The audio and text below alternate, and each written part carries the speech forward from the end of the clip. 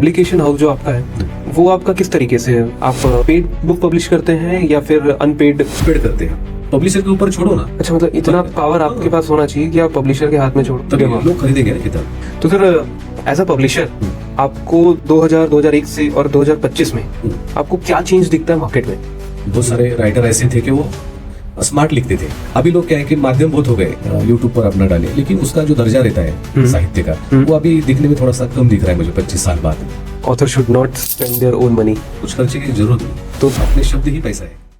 नमस्कार दोस्तों, आज हमारे साथ एक ऐसे ऑथर कम पब्लिशर मौजूद हैं जिनकी लाइफ जर्नी सिर्फ एक सफर नहीं बल्कि हर किसी के लिए एक लाइफ लेसन है। इनकी पर्सनालिटी का कोर है ग्राउंडेड रहना, पेशेंस, करेज, कंसिस्टेंसी और डिसिप्लिन, साथ ही अपने इनर वर्क और एक्चुअल वर्क का एक पावरफुल बैलेंस। 25 साल पहले शुरू हुआ एक छोटा सा विजन आज 1000+ ऑथर्स, हजारों कहानियां, लाखों रीडर्स की जिंदगी का हिस्सा बन चुका है। ये सिर्फ पब्लिशिंग का सफर नहीं है, ये सपनों को शेप देने का मिशन है। आज हम बात करेंगे प्रतिमा पब्लिकेशन के उस सफर की जहां हर किताब सिर्फ प्रिंट नहीं होती बल्कि किसी न किसी की जिंदगी को छू जाती है। तो आइए दोस्तों, सीधा बात करते हैं प्रतिमा पब्लिकेशन के ओनर।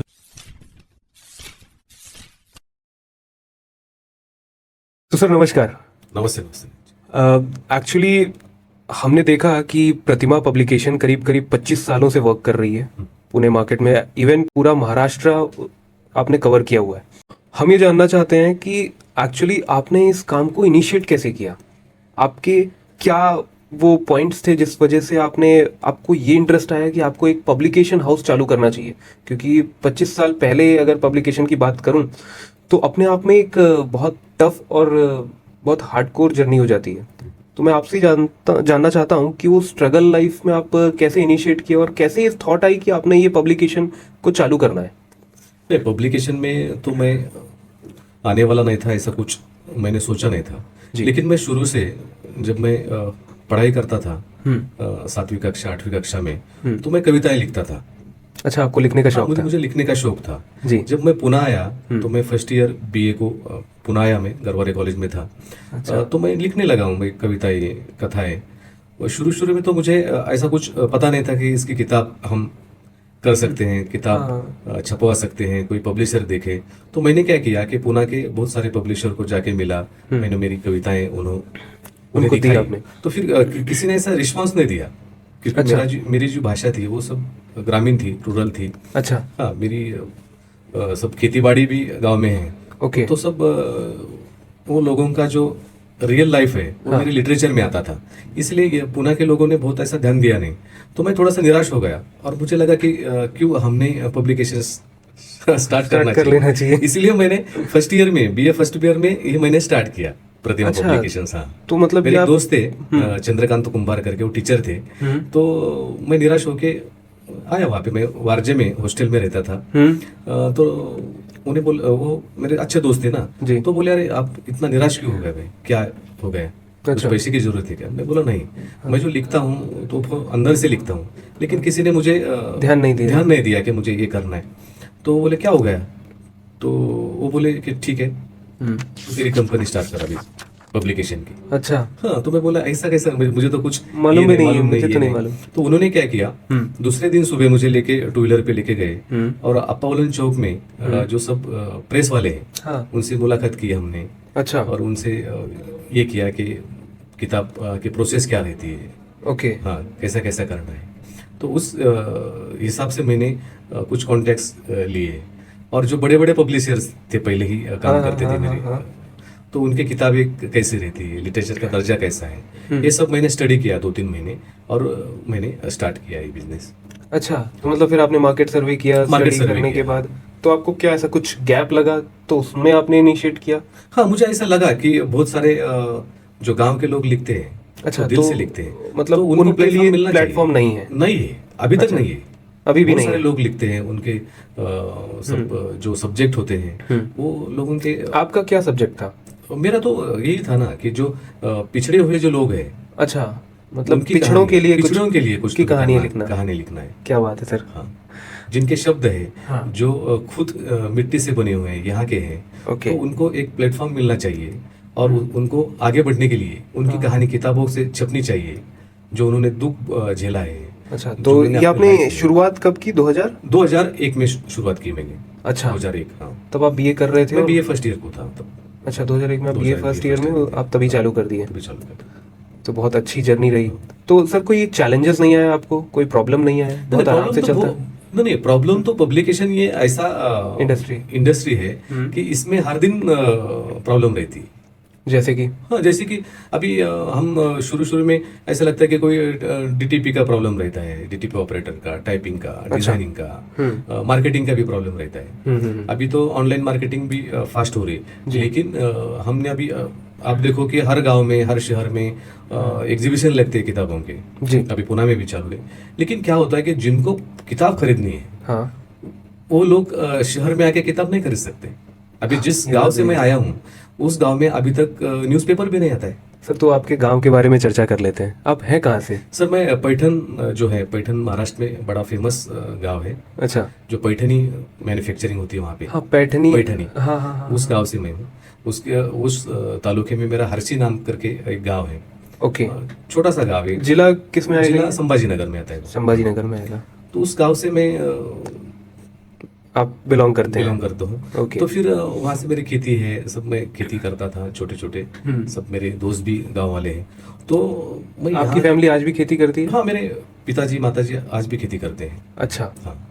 और आप पुणे में अपना पब्लिकेशन में हाउस चलाता हूँ। क्या बात है सर। हाँ, मेरी वाइफ भी मेरे साथ में, वो भी कवयित्री है, वो भी कविता लिखती है। अच्छा। हाँ, उसका मतलब आपको भी ये शौक है और आपने हाँ। शौक को बिजनेस बनाया, और उनको भी ये शौक है? हाँ, उनको भी। वो तो पहले से ही हमारी शादी हो गई, उससे पहले ही वो कविता लिखती थी, फिर बाद में हमारी शादी हो गई। हाँ।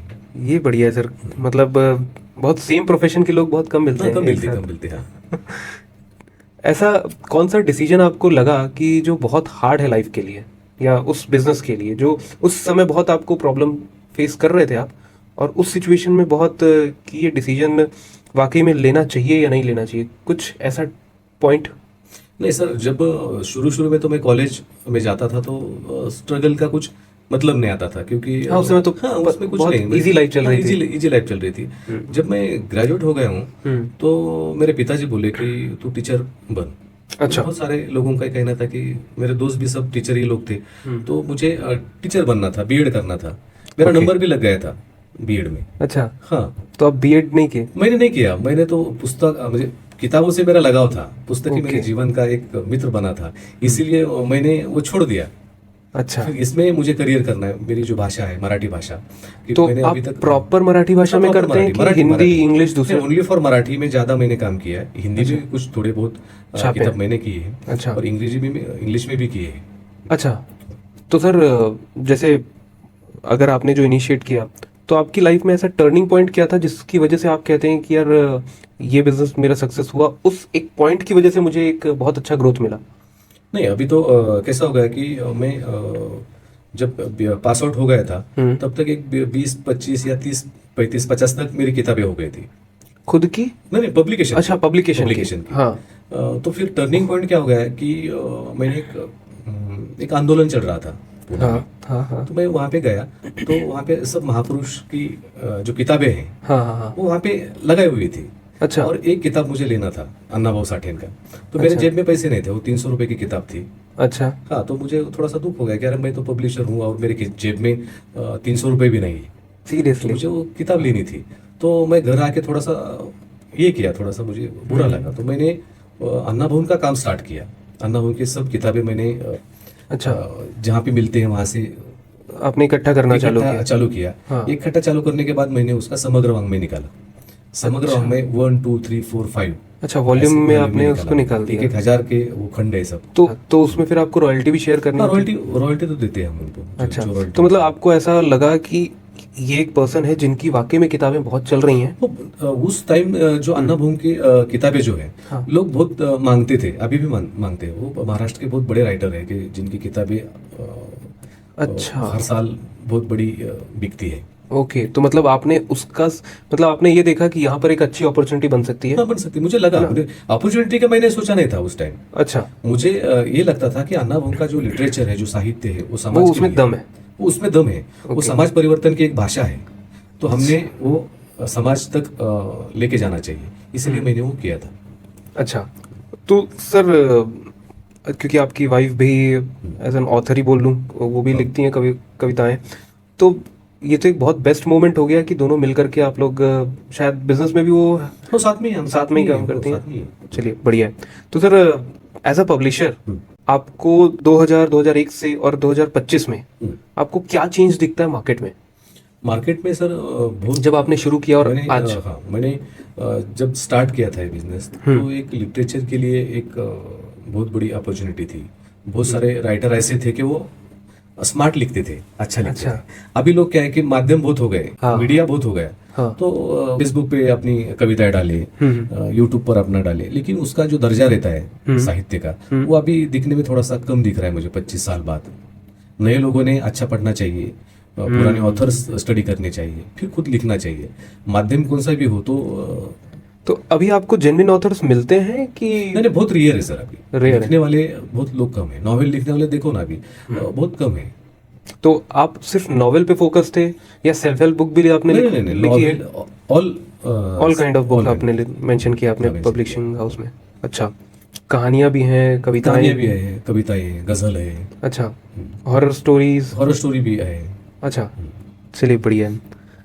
तो एज एन ऑथर, क्योंकि आपने भी बुक पब्लिश की होंगी, एज एन ऑथर आपने अन्ना भाऊ साठे को अगर मैं उनकी लाइफ स्टोरी और उनके बुक्स के वॉल्यूम्स को हटा दूं, उसके अलावा कुछ ऐसी चीजें जिसमें वाकई में आपको लगा कि यार ये बिजनेस मेरा सही सक्सेस चला जाएगा? मतलब आपने शुरू तो कर दिया आपने एक पैशन की वजह से, तो क्या आपने कभी स्ट्रगल फेस नहीं किया? नहीं, स्ट्रगल तो मैंने तो शुरू में आपको कहा क्योंकि इस बिजनेस में हर दिन स्ट्रगल रहता है। अच्छा, हाँ, नए नए लोग आते हैं, नए नए लोगों की अलग कोई बहुत बड़ी प्रॉब्लमेटिक सिचुएशन फंसी हो? बहुत, तो जब मेरी शादी हो गई थी, मैं तो कफलक था कि मेरे पास कुछ भी नहीं था, लेकिन मेरी वाइफ थोड़ा बहुत कमाती थी, वो सर्विस करती थी, उसको अच्छा खासा पगार था। मैं जहाँ पे काम करता था वहाँ तो 4,000 रुपये मुझे सैलरी मिलती थी। सीरियसली? सीधे 4,000 रुपये सैलरी। अच्छा, तो उसमें मैं अपना अपना ठीक है, वो पेट्रोल ये वो सब था। हाँ। तो इतना कुछ था नहीं, लेकिन जब मैं फैमिली बढ़ गई ना, मेरी शादी हो गई, तो थोड़ा सा मुझे लगा कि अरे नहीं, ये थोड़ा सा सही नहीं रहेगा। तो मैंने 2-3 कंपनी में इंटरव्यू भी दिया कि भाई पब्लिकेशन छोड़ के थोड़ा सा पगार जो मिले 20-25 हज़ार या 10-15 हज़ार, तो उसमें मैं आगे बढ़ सकता हूँ। लेकिन उसी टाइम क्या हो गया कि मैं निराश हो गया, शादी हो गई, खर्चे के लिए पैसे नहीं। तो मेरी वाइफ बहुत स्ट्रांग है। अच्छा, हाँ, मेंटली। हाँ, वो बोली नहीं, हाँ, आप जॉब करने का नहीं, आप पब्लिकेशन में हो, अच्छा, आप प्रकाशक हो, इसलिए मैंने आपके साथ शादी की। Oh my God. तो मैं तो और भी फंस गया ना ये तो आगे बढ़ रहा है, अभी क्या करें। तो मैं थोड़ा सा निराश हो गया हूँ, लेकिन उस टाइम थोड़ा सा उन्होंने आपको बहुत संभाला? हाँ, संभाला, लेकिन वो भी उधर पैसे नहीं मांगती थी, क्योंकि जो है हम ही दोनों फेस कर रहे थे। लेकिन क्या हो गया उस बीच में, एक मैंने नॉवेल का काम स्टार्ट किया था। ठीक है। एक मुझे फोन आया, हाँ, पुणे के बड़े बिल्डर है वो।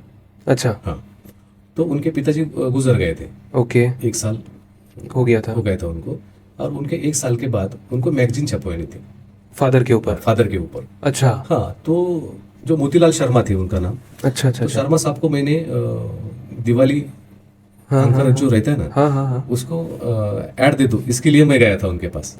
अच्छा, हाँ, तो बोले नहीं, मैं ऐड नहीं दे सकता, मैं क्यों दूं तेरे को ऐड, तेरा क्या है ऐसा मैं ऐड दूं। हाँ, तो मैंने तो मेरी बात वगैरह हो गई थी उनसे, तो उन्होंने मुझे मेरा कार्ड मांगा था, तो मैंने मेरा कार्ड दे दिया था। तो उनके मेरे कार्ड के पीछे उन्होंने लिखा था कि मेरी किताब मुझे इनसे छपवानी है। अच्छा, हाँ, तो वो देख के उन्होंने, उनके जो घर वाले बेटे ने, तो मुझे कॉल किया कि वो मुझे पूछने लगे कि आप उनको कैसे पहचानते हो, ऐसा मैंने सब बोला, जो स्टोरी थी आप लोग ने बताई, तो उनके लाइफ के कुछ किस्से मैंने उनको शेयर किए। हाँ, तो उनको कॉन्फिडेंस अच्छा लगा उनको, तो मीटिंग के लिए आओ। अच्छा। तो फिर वो शादी के पहले, हाँ। शादी के बाद में ये पहला मेरा एक 4-5 लाख का ऑर्डर था। क्या बात है। हाँ। और ये कब की बात है? ये अभी 2009 2009-10 की 9-10 की बात है। मतलब आप ये बोल रहे हैं कि 2001 में चालू करने के बाद एक जो ब्रेक थ्रू मिला वो आपको 2009-10 में मिला। 9-10 में मिला, हाँ। 4-5 लाख रुपए का एक बड़ा ऑर्डर आया। बड़ा ऑर्डर। ठीक है। उसके बाद तो ऑर्डर मिलते रहेंगे। हाँ, मतलब मेरा, हाँ, आगे धीरे तो चल रही थी चल रहा गाड़ी, तो हाँ। चल रहा था, बट एक बड़ा जो ब्रेक थ्रू आया आपको 2008-9-10 के बीच में आया। उसमें अभी तो फिर हम आगे बढ़े दोनों ही, वाइफ और मैं। अच्छा। तो सर आपने करीब करीब देखा जाए तो 1000+ ऑथर्स तैयार कर दिए मार्केट में, और वो भी महाराष्ट्र के ही ऑथर्स हैं।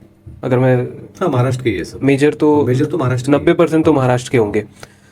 तो सर इसमें ऐसा कोई ऐसा ऑथर जो आपको बहुत बेस्ट लगा हो, जिस ऐसा लगा हो कि इसने जो लिखा है वो रियलिटी में बहुत इंस्पायरिंग कर रहा है मार्केट में लोगों को? नहीं, इसमें सबसे आगे जो नाम रहेगा तो वो रहेगा फमू शिंदे का। फमू शिंदे महाराष्ट्र के बहुत बड़े कवि हैं। अच्छा। तो उनके साथ मेरी शुरू से ही पहचान थी। अच्छा। हाँ, तो उनकी किताब मिली मुझे। ओके। तो उन्होंने मुझे किताब दी कि ये भाई तू कर ले मेरी किताब। तो मैं तो नया स्टार्ट किया था ना शुरू अच्छा में। अच्छा अच्छा। हाँ, तो उन्होंने आपको बहुत सपोर्ट किया? बहुत सपोर्ट किया मुझे उन्होंने। निर्वासित नक्षत्र करके उनकी कविताएं अच्छा की किताब है, का संकलन है उसमें? हाँ, उसका संकलन है, कविता संग्रह उनका। हम्म। तो वो मेरे साथ बैठ के लेआउट कैसा लगाना है, कविता कैसी छापनी चाहिए, अच्छा, पेपर में कहाँ पे स्पेस ये करना चाहिए, देना चाहिए। हाँ, मतलब पूरी डिटेलिंग पे गए वो? पूरे डिटेलिंग। My God। कि शुरू में जो 10-15 पेजेस रहते हैं, हाँ हाँ हाँ हाँ। वो कैसे ये करने उसका चाहिए, क्या सीक्वेंस होना चाहिए, सीक्वेंस होना चाहिए, उसमें कौन सा ये होना चाहिए। उन्होंने बहुत वो सब मुझे समझाया, और उसका उनका वो प्रभाव मेरे सब काम में है। अच्छा। हाँ, मैं हर किताब में, हर कोई बड़े जो इंस्पायर व्यक्ति है उनका थॉट्स पे छापता हूँ। अच्छा, मतलब आपने जो वहाँ उस समय सीखा, हाँ, उसको आपने इम्प्लीमेंट सब में किया? हाँ, किया मैंने। वो हर किताब में वो मैं करता हूँ अलग ही। आपने जब मार्केट में हमारी किताबें देखी प्रतिमा पब्लिकेशन की, हाँ हाँ। तो आपको ये समझ में आएगा कि इनका प्रोडक्शन अलग है, इनका वे अलग है, तरीका अलग है। हाँ। मैंने थोड़ा सा अलग फोकस किया, क्योंकि जो महापुरुष है सब महाराष्ट्र के, अन्नाभाऊ साठे रहेंगे, उनकी किताबें मैंने सब की। डॉक्टर बाबा साहेब अम्बेडकर है, उनका समग्र वाङ्मय मैंने निकाला। वामनदाता कर्डक है, उनका गीतों का संकलन किया। अच्छा। हाँ, ये सब अलग अलग लोग हैं कि जिन्होंने महाराष्ट्र के लिए बहुत काम किया है। ओके। हाँ, तो उनके लिए हमें काम करना चाहिए, क्योंकि ये चले गए सब लोग काम करके, लेकिन बीच में इनका काम करने वाला कोई नहीं था। ओहो। हाँ, तो मुझे लगा कि ये सब लोगों का मेरे जीवन पर एक प्रभाव है।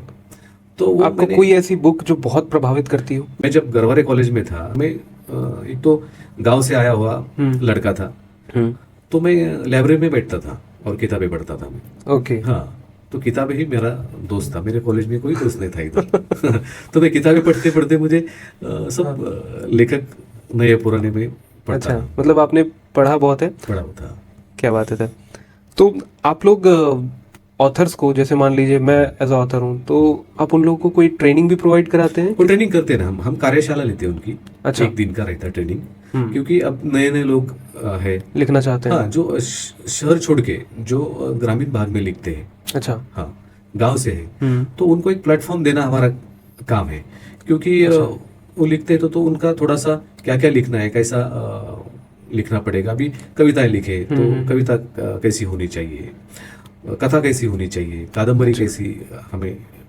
तो पब्लिकेशन हाउस जो आपका है वो आपका किस तरीके से है? आप पेड बुक पब्लिश करते हैं या फिर अनपेड? नहीं, अनपेड करते हैं हम। अच्छा। हाँ। मतलब आप अनपेड? हाँ, अनपेड। अच्छा, तो आप फिर रॉयल्टी शेयर करते हैं? हाँ, रॉयल्टी शेयर करता हूँ मैं। अच्छा। क्योंकि राइटर ही वैसे हैं, मेरे पास जो राइटर है तो सब बड़े बड़े हैं जिनका मराठी के ऊपर प्रभाव रहा है, ऐसे लोग हैं सब। हाँ। अभी बहुत रिसेंटली हमने एक बुक देखी जो संसद में भी जो विपक्ष के नेता हैं, उन्होंने संविधान को उठाया था, रेड और ब्लैक। मराठी में हमने किया है वो मराठी में आपने किया है? वो बहुत चल रही है अभी, ज्यादा लोग की डिमांड है, उसको मांगते हैं लोग ज्यादा। अच्छा। क्या बात है, तो वो भी आप ही ने पब्लिश की हुई है? मैंने पब्लिश की हो। अगर उसका हिंदी और इंग्लिश वर्जन होगा तो चलेगा ना, लेकिन हिंदी और इंग्लिश में तो ऑलरेडी है ना, लोग बहुत सारे कर रहे हैं ना उधर के। अच्छा। महाराष्ट्र के लिए तो किसी ने काम करना चाहिए ना, अच्छा, हमारे तो लैंग्वेज के लिए। हाँ, ओके, तो उसके लिए फिर कैसा लगता है आपको, परमिशन लेनी पड़ती है? नहीं, परमिशन नहीं उसकी, कोई भी छाप सकता है सर। अच्छा, कोई भी छाप सकता है, ठीक है, तो आपने उसको किया है। मैं सीधा इसके बाद ना एक पॉइंट पे आता हूँ कि जो आपने बताया बीच में कि मोतीलाल शर्मा जी ने आपके बारे में लिखा था लिखा कि था ये कार्ड। मेरी बुक, तो वो उनका थोड़ा बैकग्राउंड बताइए ना, मतलब वो क्या था, वो एज अ बिल्डर थे? मोतीलाल जी बिल्डर नहीं थे, मोतीलाल जी की गैस एजेंसी थी। अच्छा। हाँ, तो वो स्वारगेट के थोड़ा सा आगे लक्ष्मी नारायण थिएटर था, उसके सामने उनकी ये थी, दुकान थी गैस एजेंसी की। हाँ। और वो उधर से राजस्थान के थे। अच्छा। हाँ, तो यहाँ पे सब वो उनके गांव के लोगों को लाते थे इधर, जो बच्चे पढ़ते हैं कि यहाँ पे उनको साथ में रखते थे, और उनको कहीं कोई काम मिल जाए। हाँ, उनको कोई छोटा मोटा काम देते थे और उनको फिर दुकान डाल के देते थे वो।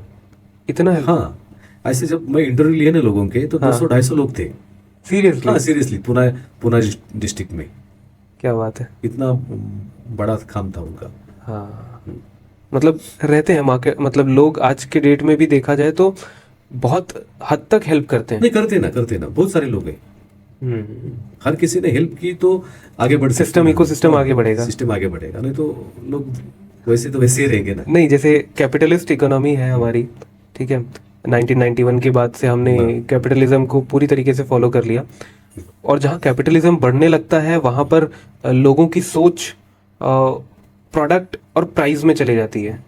आप मुझे कोई प्रोडक्ट देंगे तो उसका मैं प्राइस पे करूँगा, और वहाँ फिर क्या, हर प्रोडक्ट हर सर्विस एक प्राइस तय हो जाता है, उसका प्राइस टैग आ जाता है। बराबर। तो जो सर्विस दी जाती है ना, वो सर्विस भी प्राइस में काउंट होने लगती है।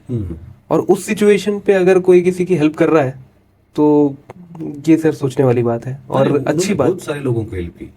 अच्छा। हाँ, तो मतलब मैं ऐसा कह सकता हूँ कि आप उससे बहुत प्रभावित हुए कि मैं प्रभावित हो गया ना। मैं मुझे जो मैं ऐड लेने की सोच रहा था वो 1,000 की थी।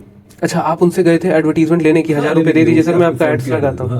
हाँ, दिवाली आंख के लिए मैं छापता हूँ आपके ऐड। हाँ। तो उन्होंने मुझे थोड़ा सा ये किया कि मैं नहीं देने वाला, क्यों दूं मैं। अच्छा। उसके बाद उनकी जो मैगजीन है वो मैंने छापी आपने, तो उनके जाने के बाद 1 साल बाद। अच्छा, उनके बाद, और उनके बेटे ने आपको कॉल किया? वो अभी आज के डेट में एज अ बिल्डर है, बड़े बिल्डर है, राकेश शर्मा। क्या नाम? राकेश शर्मा।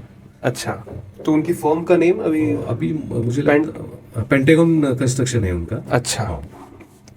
शायद उनका गंधर्व नगरी अपना जो है ना, पॉपुलर नगर वगैरह, तो उन्हीं का है वो। ठीक है, तो सर अब ना मैं थोड़ा एक बहुत रियलिस्टिक क्वेश्चन पे आता हूँ।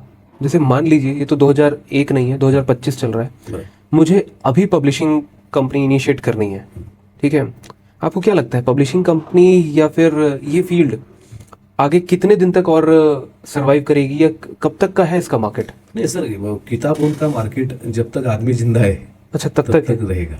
ऐसा है? हाँ, बहुत सारे लोग आज ही बात करते हैं कि मीडिया की वजह से किताबी लोग पढ़ते नहीं। हाँ। तो बहुत सारे लोग पढ़ते हैं।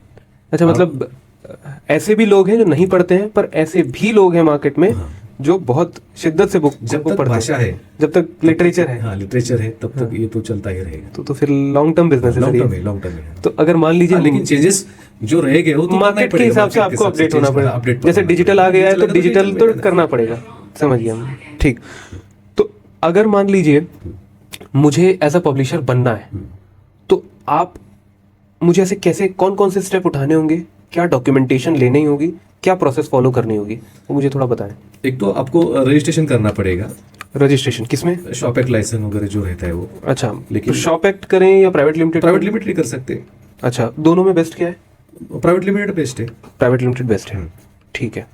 दूसरा ये है कि ISBN नंबर रहता है हर किताब पे। ISBN नंबर लेना है, तो वो तो किताब का नंबर है। वो किताब का नंबर है। तो एज अ पब्लिशर मुझे ISBN तो नहीं मिलेगा? नहीं, पब्लिकेशन का ISBN के आगे जो डिजिटल रहते हैं, हाँ, पब्लिकेशन के ही रहते हैं।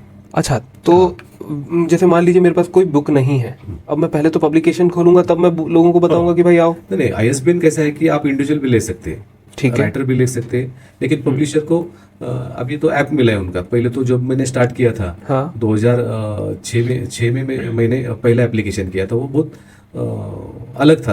यहाँ अच्छा, से वो सिस्टम ही अलग था। सिस्टम अलग था। यहाँ से भेजो, वहाँ से लिस्ट आती थी हाँ। दिल्ली से, वो फिर पहले नंबर आते थे, फिर उस पर ये करना है हमें। अच्छा, हाँ, किताब का मतलब नंबर पहले का प्रोसेस बहुत हार्ड था। अभी तो ऑनलाइन है, अभी घर बैठे ऑनलाइन भर सकते हैं आप। अच्छा दूसरे दिन सुबह तो आईएसबीएन मिलता है आपको। अच्छा, इतना फास्ट हो गया। हाँ, ऐसा है क्या?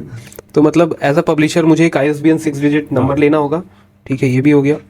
थर्ड, क्या इसमें GST मतलब लेना पड़ेगा? नहीं जीएसटी सर, अभी कैसे किताब के इस पे जीएसटी नहीं है। हम किताब बेचते हैं तो उस पे जीएसटी नहीं है। उस पे अच्छा, तो discount गवर्नमेंट है। को कोई टैक्स नहीं देना है आपको? टैक्स फ्री किताबें हैं, लेकिन जब हम ये करते हैं, प्रिंट करते हैं, पेपर लेते हैं, पेपर आपको परचेज करना पड़ता परचेस होगा? करना पड़ता है। अभी तो गवर्नमेंट ने 18% उस पे जीएसटी लगाया। अच्छा, हाँ, तो मेरी रिक्वेस्ट रहेगी कि उसका जीएसटी कम करो, ताकि हम पेपर्स पे। पेपर्स पे कि ज्यादा से ज्यादा लोगों तक सर आप लोग परचेज करके ला रहे हो GST से, जीएसटी से। तो वो GST तो आपके पास इनपुट टैक्स क्रेडिट के रूप में भर रहा होगा। हाँ। तो उसका कहीं यूटिलाइजेशन होता है? नहीं होता है ना उसका। ओह माय गॉड, मतलब आप ही एंड यूजर हो गए। हाँ, आप तो बिजनेसमैन का तो कंसेप्ट यही है कि भाई मैं अगर 100 रुपए की चीज खरीद के ला रहा हूँ, पेपर आप भरना चाहते तो भर सकते हैं, लेकिन वो रिफंड नहीं मिलता है। नहीं मिलेगा आपको? नहीं मिलेगा, क्योंकि ओके। किताब फ्री है। अच्छा, किताब अभी GST हम में है ही बिल नहीं। देते हैं दूसरों को तो जीएसटी फ्री है, किताब है ना सब। ओके, तो मतलब आप किसी को बिल नहीं काटते हैं? बिल नहीं काटते, जीएसटी का बिल नहीं काटते। नहीं काटते हैं, तो GST आप परचेज ही कर सकते हैं, दैट्स purchase इट। कर। ठीक है, और नेक्स्ट और कोई डॉक्यूमेंटेशन? बाकी कुछ नहीं है। यही 2-3 चीजें? ये दो तीन चीजें लगती है, Okay. लेकिन सबसे ज्यादा है कि तुम्हारा दिमाग।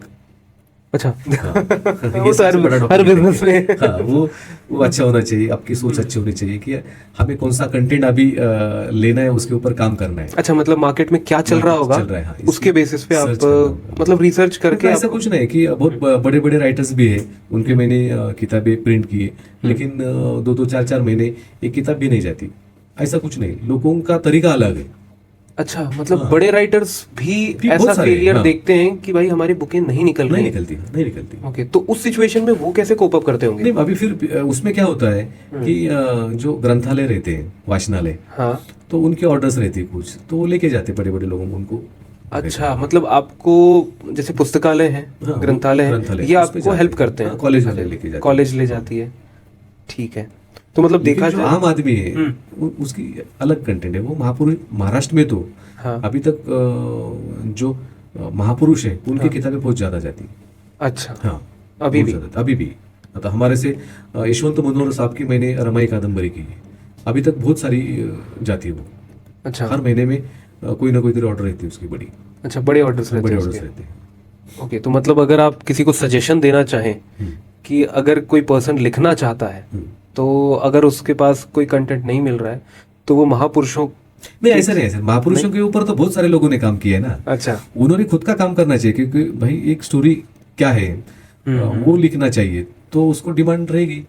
ओके, मतलब स्टोरी हो, वो भी एक्चुअल हो, और नॉवेल वो नॉवेल रहेगी तो लोग करते ही ना, पढ़ते ही लोग। अच्छा, ठीक है। चलिए, ये तो हो गया पब्लिकेशन का कि मुझे, और उसके लिए अगर मैं घर से करना चाहता हूँ या ऑफिस लेकर के? कर सकते हैं आप, घर से घर से भी कर start सकते हैं। मैंने तो बहुत सारे साल घर से ही किया है सर।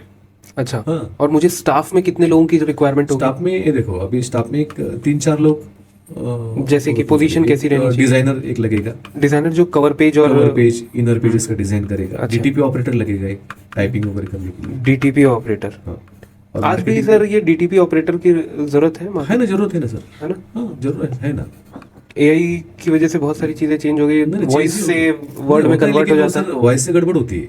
अच्छा, हाँ, जो इन्वर्टेड कॉमास रहता है वो नहीं आता है ना उसमें। अच्छा, तो वो मतलब उस वॉइस को, मतलब उस वर्डिंग्स को हाँ, उसमें ज्यादा टाइम इम्पैक्टफुल जाता है। क्रिएट करने के लिए हाँ, ज्यादा टाइम जाता है। अच्छा, वैसे उसको rewrite प्रूफ करने रीड के करने के proofread लिए ज्यादा time बहुत टाइम लगता है, तो उससे अच्छा भाई लिखो DTP में, मतलब। एक प्रूफ रीडर चाहिए, अच्छा, फिर एक प्रूफ रीडर चाहिए और किसी,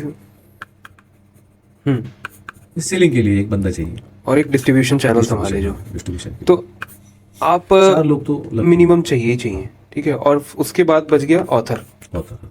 ठीक है। तो आप designing, DTP operator, proof reader और डिस्ट्रीब्यूशन चैनल, आपको क्या लगता है कि आपका कौन सा बहुत बेस्ट है? जैसे डिस्ट्रीब्यूशन चैनल अगर बेस्ट है तो सेलिंग अच्छी होगी, if I am not wrong.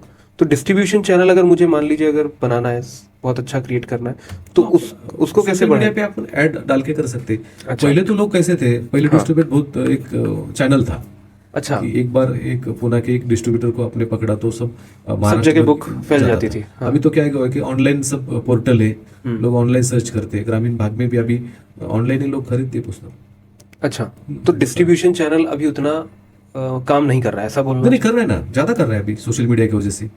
अच्छा, तो डिस्ट्रीब्यूशन चैनल सोशल मीडिया की वजह से बढ़ गया है, बढ़ बोल गए रहे हैं अभी, आप? हो बढ़ गए।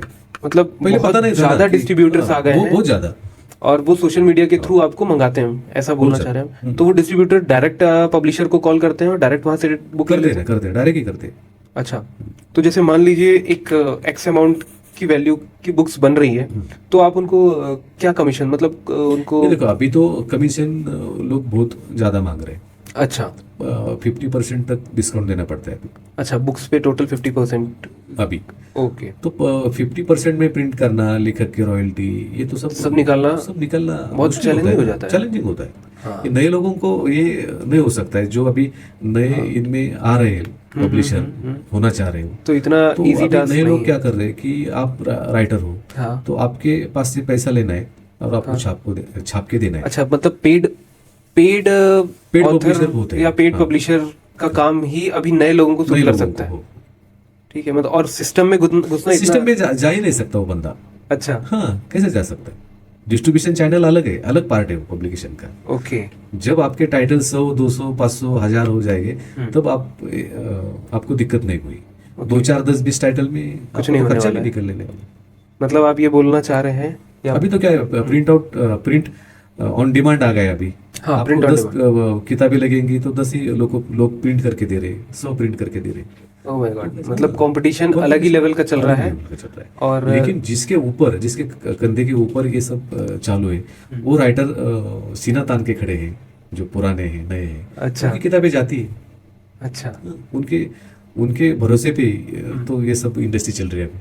मतलब अभी अगर मैं बोलूं कि पब्लिकेशन सेंट्रिक है या ऑथर सेंट्रिक, तो देखा जाए तो ऑथर सेंट्रिक। Author he. हाँ। ठीक है।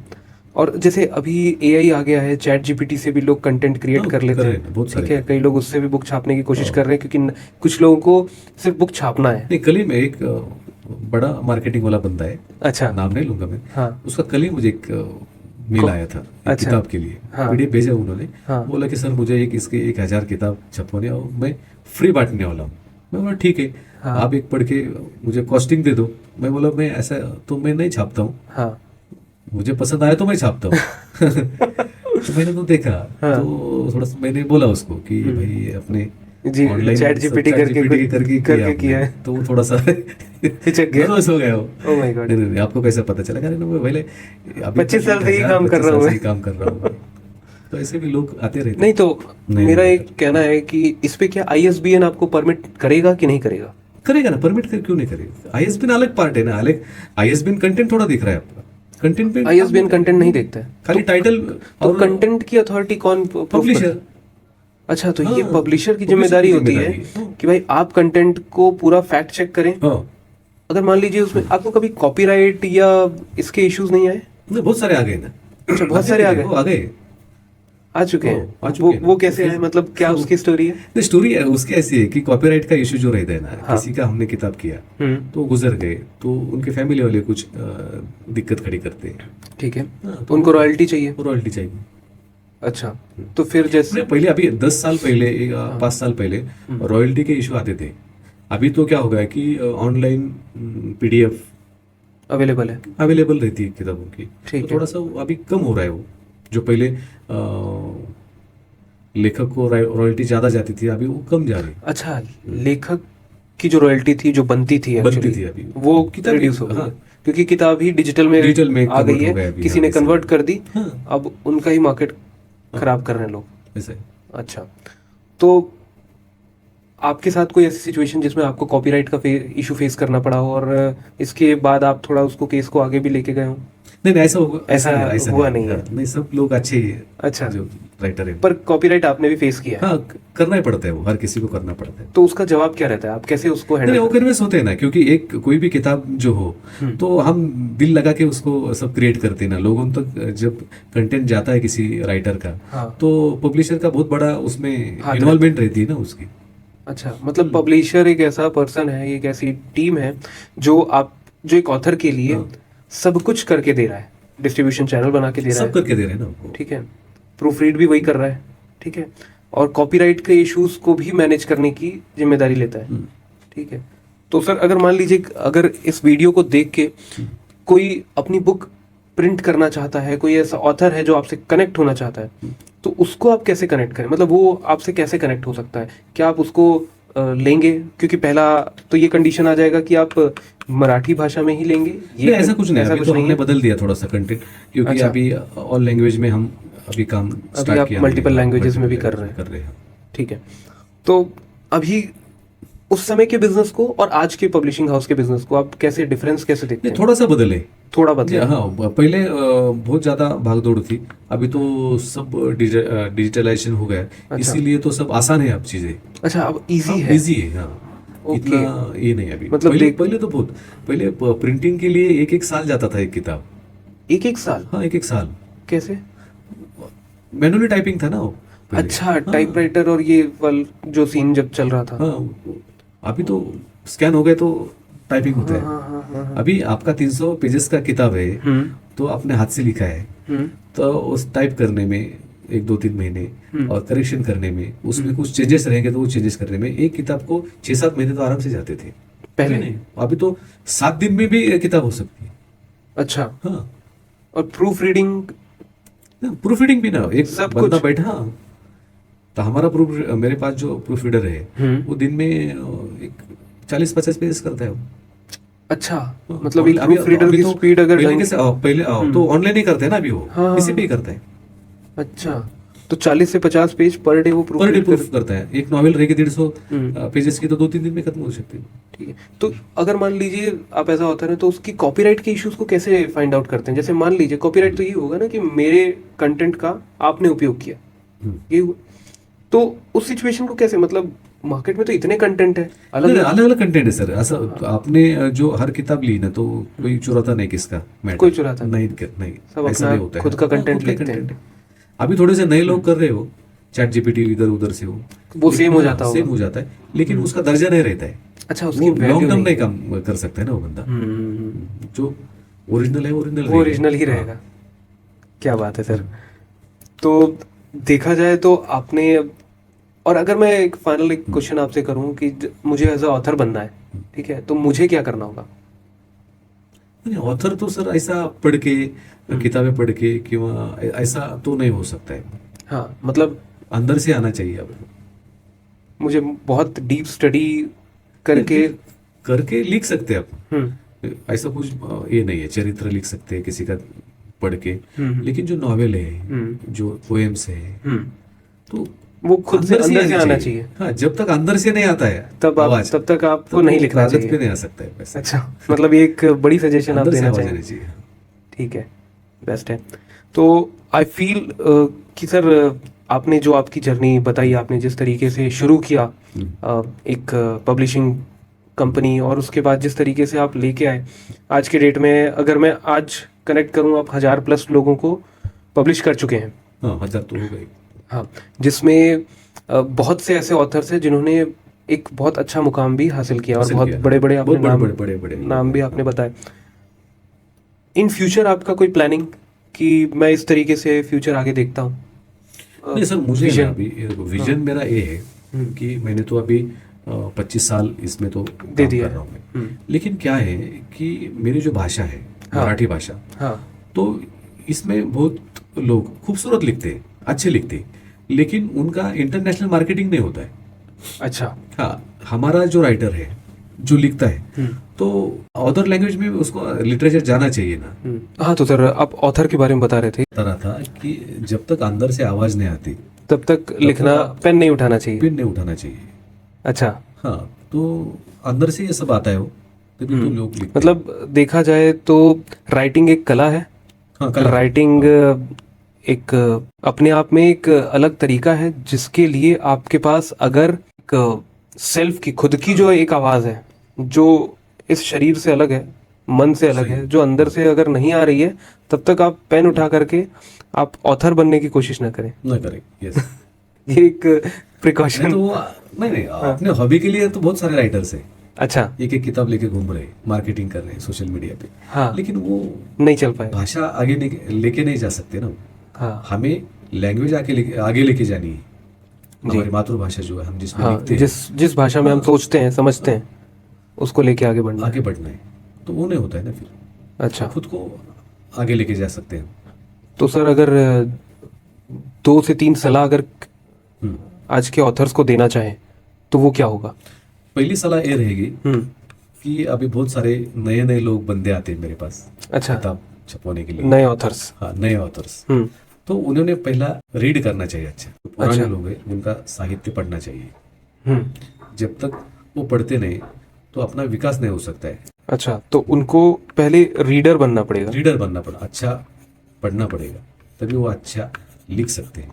तो पहली सलाह आप कहते हैं कि भाई जो नए ऑथर्स आ रहे हैं, उनको रीडर बनना पड़ेगा, बनना पड़ेगा। तभी आप आगे बढ़िए। ओ। पहला। दूसरा। ये है कि एक बार आपने लिखा ना, तो खुद ने एक 10 बार वो पढ़ना चाहिए, हमने क्या लिखा है। अच्छा। 10 बार तो 100% पढ़ना चाहिए। जब मैं छोटी मोटी कविताएं लिखता हूँ, तब मुझे शुरू में अच्छा लगता है वो। हाँ। सेकंड बार मैंने पढ़ा तो थोड़ा सा मुझे बोर लगता है। नहीं, इसमें कुछ तो भी अच्छा, मतलब चेंज करना चाहिए। सेकंड बार में आप थोड़ा सा हाँ, एक दो चेंजेस चार बार फील करते हैं। हाँ, तो एटलीस्ट अपनी लिखी हुई कविता को आप एटलीस्ट 10 बार हाँ, 10 मिनिमम बार पढ़ो। minimum पढ़ो। अच्छा। हाँ। 10 टाइम्स रीडिंग। ठीक है, खुद का कंटेंट खुद ही कंज्यूम करके देखो कि तुम्हें कैसा फील हो कैसा रहा फील है। होता है। ठीक है। थर्ड। फिर किताब पब्लिशर ढूंढो कि भाई किसके पास जाना है, कौन अच्छा, निकालेगा। तो तीसरी सलाह आप ये बोल रहे हैं कि उसके बाद ही सेलेक्ट करो कि आपके पास कौन सा सही पब्लिशर होना चाहिए। हाँ। अच्छा। चौथी बार ये है कि पैसा खुद खर्च मत करो। अच्छा। हाँ, ऑथर। ये अच्छी सलाह रहेगी। अच्छा, खुद से खर्चा हाँ, करो ही मत। हाँ, आपके साहित्य के दम पर ही आपकी किताब आनी चाहिए। ओके। मतलब पेड पब्लिशिंग में मत ज्यादा घुसो, इंटरेस्ट मत लो। उससे कुछ फायदा नहीं होता है। अच्छा, कुछ फायदा नहीं होता है। कोई फायदा नहीं है। ओके। तो पब्लिशर के ऊपर छोड़ो ना। अच्छा, मतलब इतना ऊपर- पावर हाँ। आपके पास होना चाहिए कि आप पब्लिशर के हाथ में छोड़ो और पब्लिशर को let him to do the तभी वर्क। लोग खरीदेंगे ना किताबें। हाँ, खुद पब्लिश करके आप बैठोगे तो कैसा होगा। ये तो बहुत बड़ी सलाह है। Author should not spend their own money. कुछ खर्चे की जरूरत नहीं, क्या बात है। तो अपने शब्द ही पैसा है। अपने शब्द ही पैसा है। ये तो बहुत बढ़िया डायलॉग हो गया। उसके ऊपर तो चलेगा ना सब। सही बोल रहे हैं सर। ना तो शब्द भी आपने, पैसा भी अपना, बेच रहे भी आप। हाँ। तो क्या तो मायने आप तो रखेगा? सिर्फ मार्केट में पैसा ही लगा रहे हैं फिर। तो 1000 बुक भी छाप दें, कुछ बदलाव नहीं आने बदलाव वाला नहीं है। आता। ऐसे बहुत सारे लोग आते हैं, हम्म। वो 2 साल में तो किधर दिखता ही नहीं उसका कुछ। अच्छा। हाँ, कोई बंदा 50 साल से भी सीना तान के खड़ा है उनका किताब। अच्छा। हाँ, बहुत सारी किताब ऐसे कि 40 50 साल की है, जो अभी आज ही हाँ, लोग खरीदते हैं। आज भी खरीद। आज भी। क्या बात है। ये ऐसा होना चाहिए ना। हाँ, तो मतलब ये 4 सलाह आप देना चाह रहे हैं कि नए ऑथर्स को भाई रीडिंग करनी रीडिंग है, करनी चाहिए। पुरानी बुक्स मतलब जो भी उनका जॉनरा है उस पे वो वर्कआउट करें। अभी मैं इतने साल से मैं कर रहा हूँ ना, तो वो नहीं दिखता मुझे। अच्छा, आज के डेट में वो नए ऑथर्स में वो नहीं दिखता नहीं कि वो दिखता। पढ़ के आए हुए हैं या नए फिर जो लड़के अभी लिख रहे हैं, तो थोड़ा सा स्टडी करना चाहिए। पहला। दूसरा, वो अधिक खूबसूरत लिख सकते हैं ना वो। वो और अच्छा लिख सकते अच्छा हैं। लिख सकते हैं। दूसरा, आप कह रहे हैं कि जो आपने लिखा है उसको 10 बार पढ़ो हाँ, 10 बार पढ़ो एटलीस्ट। हाँ, क्या मैंने लिखा है। क्या लिखा मैंने। तीसरा, आप कह रहे हैं कि आप जो टॉपिक लिख रहे हैं उसको लेकर के उसके बेसिस पे पब्लिशर सोचिए कि हाँ। आपको अब इसमें कौन सा पब्लिशर जाना चाहिए जो आपको सही, बेस्ट हाँ। दे पाएगा। और चौथा, आप कह रहे हैं कि author should not spend their own money. Author को अपने पैसे नहीं स्पेंड करने हैं राइटिंग में। नहीं करने चाहिए। ये भी एक बहुत बड़ी बात है। तो सर बहुत अच्छा लगा आपसे बात करते हुए। सर थैंक, मुझे भी अच्छा लगा।